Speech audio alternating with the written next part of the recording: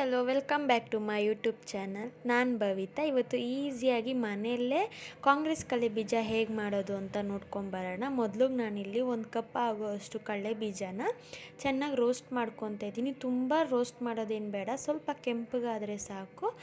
ಅದನ್ನು ರೋಸ್ಟ್ ಮಾಡಿ ಆರಕ್ಕಿಟ್ಟು ಅದನ್ನೆಲ್ಲ ಸಿಪ್ಪೆ ತೆಗೆದು ಅದನ್ನು ಎತ್ತಿ ಸೈಡ್ಗೆ ಇಡ್ತಾಯಿದ್ದೀನಿ. ಈಗ ಮೊದಲಿಗೆ ನಾನಿಲ್ಲಿ ಒಂದು ಬಾಣಲಿನ ಕಾಯಕ್ಕಿಟ್ಟು ಅದಕ್ಕೆ ಸ್ವಲ್ಪ 2 ಸ್ಪೂನಷ್ಟು ಎಣ್ಣೆ ಹಾಕಿ ಅದಕ್ಕೆ ಸ್ವಲ್ಪ ಇಂಗು 2 ಸ್ಪೂನಷ್ಟು ಖಾರದ ಪುಡಿ ಹಾಕಿದ್ದೀನಿ. ಎಲ್ಲ ಮಿಕ್ಸ್ ಮಾಡಿ ಅದಕ್ಕೆ ಸ್ವಲ್ಪ ಕರಿಬೇವು ಹಾಕಿ ಗ್ಯಾಸ್ ಸ್ಟವ್ ಆಫ್ ಮಾಡಿ ಇವಾಗ ಇದಕ್ಕೆ ನಾನು ಸ್ವಲ್ಪ ಬ್ಲ್ಯಾಕ್ ಪೆಪ್ಪರ್ ಹಾಕಿ ಅದನ್ನು ಮಿಕ್ಸ್ ಮಾಡಿ ಇದಕ್ಕೆ ನಾನು ಇವಾಗ ಒಂದು ಚಿಟಿಕೆಯಷ್ಟು ಅರಿಶಿನ ಹಾಕ್ತಾಯಿದ್ದೀನಿ.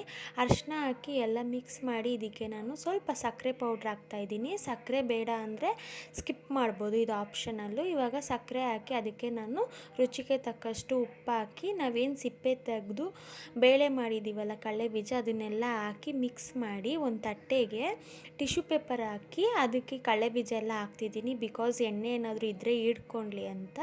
ಈ ಚಳಿಗಾಲಕ್ಕೆ ಬಿಸಿ ಬಿಸಿ ಕಾಂಗ್ರೆಸ್ ಕಡಲೆ ಬೀಜ ರೆಡಿ ಆಗುತ್ತೆ. ಟೀ ಕಾಫಿ ಜೊತೆ ತಿಂದರೆ ತುಂಬ ಚೆನ್ನಾಗಿರುತ್ತೆ. ಈ ವಿಡಿಯೋ ಇಷ್ಟ ಆಗಿದೆ ಪ್ಲೀಸ್ ನನ್ನ ಚಾನಲ್ನ ಲೈಕ್ ಮಾಡಿ, ಶೇರ್ ಮಾಡಿ ಆ್ಯಂಡ್ ಪ್ಲೀಸ್ ಸಬ್ಸ್ಕ್ರೈಬ್ ಮಾಡಿ. Thank you.